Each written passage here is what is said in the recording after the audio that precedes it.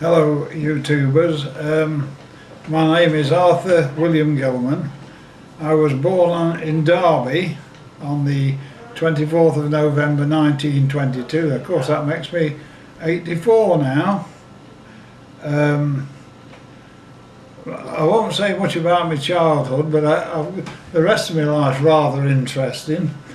When I reached the age of 14, I decided to join the army, and there were three of us went together.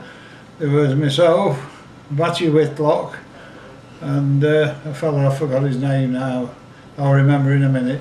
We all went to the recruiting office in Derby, 14-year-old, and they said, "What regiment would you like to join?" And the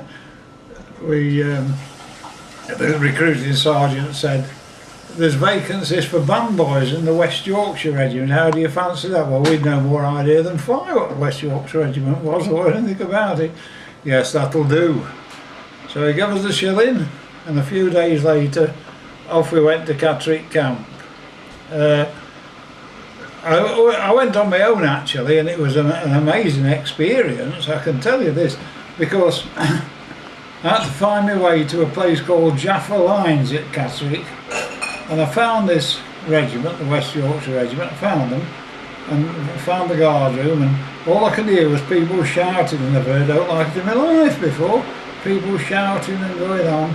Anyway, it must have been the sergeant. He said, "Drummer, drummer, take this boy to the cookhouse. He was up so he could do with a good meal." And there we were. I went after him. His bugle was hanging down by his side, and I could get half running and that and keeping up with him, and went to the cookhouse, and the sergeant says, "Well, good lad, you look a bit puny. I'll have to feed you up." And he gave me the biggest meal of fish and chips you've ever had in my life. And he says, "Does that feel a bit better?" Yeah, I was full. So I goes back to the barrack room. Any old soldier will tell you this, well, I'm telling you the truth. Went back to the barrack room, and the lance corporal in charge of boys, he says, "Right, we'll go to the stores now, get some biscuits." And I said, "I don't want no biscuits, as I've just eaten." "No," he says, "biscuits for your bed." There were like 3 little square palliasses for your bed, or square cushions for your bed. And I found out what that was all about. And that was my first introduction to the army as a boy soldier. I remember the first time I went on parade, and we had putties then in them days up to his knees, and they